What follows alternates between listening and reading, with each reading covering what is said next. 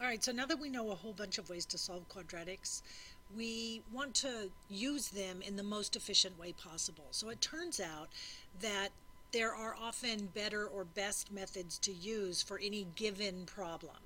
All right, so we're going to talk a little bit about that for this next unit. It's a checklist. So you want to run this through your head. It doesn't have to be a methodically in order checklist. It's not really an algorithm. But at first glance, you want to check and see, can I factor it easy, right? So look for factoring first. I mean, sometimes you'll need to factor because you're looking for something other than just the solution. But when you're just looking to solve it, maybe factoring is your best choice. So for example, if I had something that looked like 3x squared plus 2x equals 0, I could complete the square on this. I could certainly use the quadratic formula on this, but factoring is so easy, right? You can look at this just at a glance. You can see that there's an ME. If I take out the x, I'm left with 3x plus 2, and then chicken feet. So fast, so easy. That would be the better method in this case. So 3x plus 2 equals 0. So x equals negative 2 divided by 3. Okay, so look to see if it's an easy one to factor. Certainly an easy one to factor would be the problem that looks like x squared minus 9 equals 0. X squared minus 9 actually fits another pattern, but this is a mother's face problem. It's super easy. You know that we're talking about x plus 3 times x minus 3 equals 0. I guess it's too soon to chicken feet. And then x equals negative 3 and x equals 3. So super easy to factor. Go there first. The next one, or the next, there is by finding square roots, right? So the next thing I would want to look at is square roots. Now, when would it be easiest to solve by square roots? Well, in fact, this one is also an example of a solve by square roots problem. Whenever you have a quadratic term and no linear term, right? So I've got the x squared term, but I don't have an x term. Always easier to solve by square roots. So that would be x squared equals negative 9, add 9 to both sides, you get a positive 9. X equals plus or minus the square root of 9, which equals plus or minus 3. So in this case, it's sort of a gamble. You can choose whichever one you like the best. It is a mother's face factoring problem. You should recognize it super easy, but you could also treat it as a factor by square roots. Another example would be example 4. Sometimes you have something bigger than just an x variable squared. So you have something like x minus 3 squared equals, let's say, 5. Right? Oh, well, let's change this up a little bit. By the way, I'm making this up off the top of my head. It could get really ugly. I'll try not to have it happen, but you know how that goes. Equals, well, let's make this a 20. 20. Let's go there. All right. So first I'm going to add 5 to both sides. X minus 3 squared equals 25. And now I'm going to take the square root of both sides. So x minus 3 equals plus or minus the square root of 25 is 5.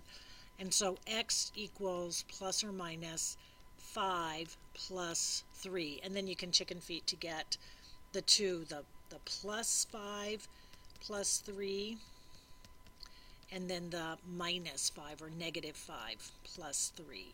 Two different outcomes, two different solutions. So square root property whenever you have something ugly squared or you're missing a linear term. You can certainly expand this to x squared minus 6x plus 9, then add 5, then subtract 5, then subtract 20, and then factor and go that route. But the easier way in this case would certainly be to use square roots. The next one that we learned would be by completing the square.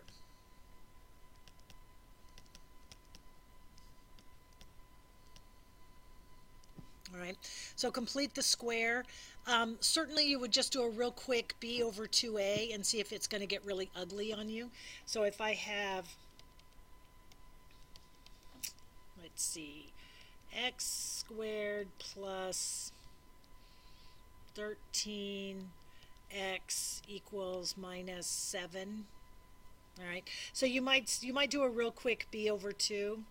b over 2 squared is 13 over 2 squared. Do I want to square 13? I know what it is, but maybe you don't. Maybe I'm not remembering well today. If that's pretty ugly and you can do that kind of quick in your head, then you'd probably want to use a different method. You'd convert it to x squared plus 13x plus 7 equals 0. Check for factoring. Two numbers that multiply to give you 7 but add to give you 13. Well, all I have is 7 and 1. That's not going to work, so I'm not going to choose factoring. In this case, I'd probably just go ahead and use the quadratic formula. Right. Let a equal 1, b equal 13, and c equals 7.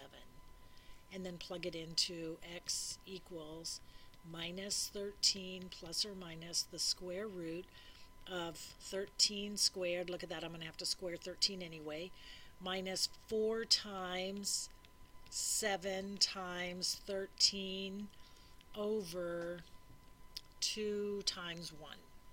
All right, well, something else I can look at here is 13 squared is minus 13 plus or minus the square root 169 minus, well, 13 times 4 is going to be 52. 52 times 7 is going to be way bigger than 169. And so I can already tell that I'm going to end up with a negative number inside of my radical. So I know there's no solution for this one anyway. Okay, so sometimes the quadratic formula turns out to be the only way to check to see whether or not there's a solution to the problem at all. So the next one you would check would be 4 would be quadratic formula.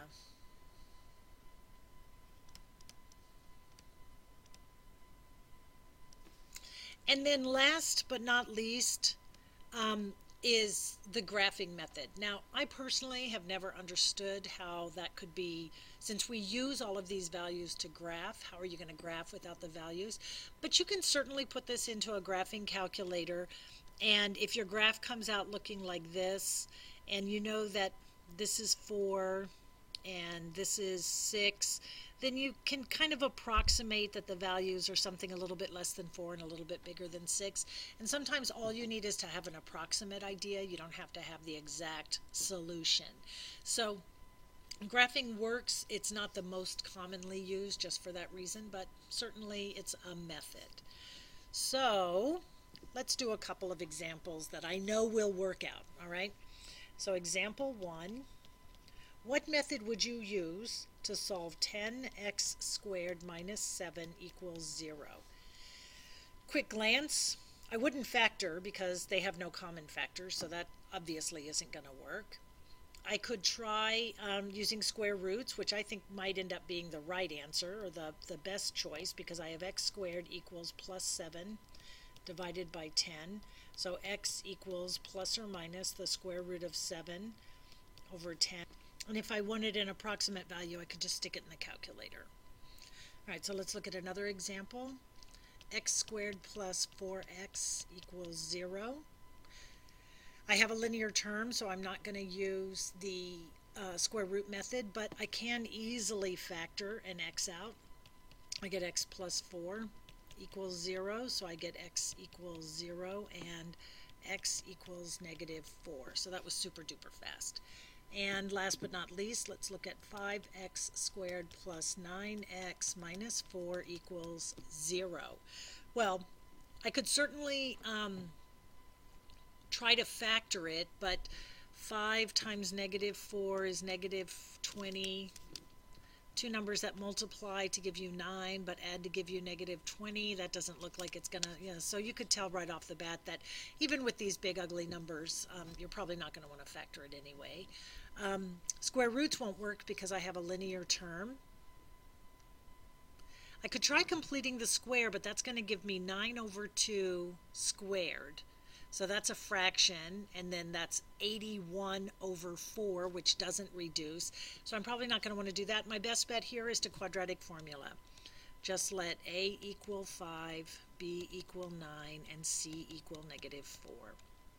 And then x equals minus b, or the opposite of b, plus or minus the square root of b squared minus 4ac over 2a. Just pluggy chuggy. Plug in my a's, b's, and c's, and use a calculator probably, and find out what the exact value is in the end, or even the approximate value by just putting the final exact value into a calculator. So it's important not only to know a lot of different ways to solve a quadratic, but to begin to practice how to find good choices, or what would be the best choice to solve any given quadratic equation with. So you can see I've added 6 problems that I'd like you to practice for homework. I want you not only to solve each of these, but to explain why you chose the method you chose, why you think it's the best method.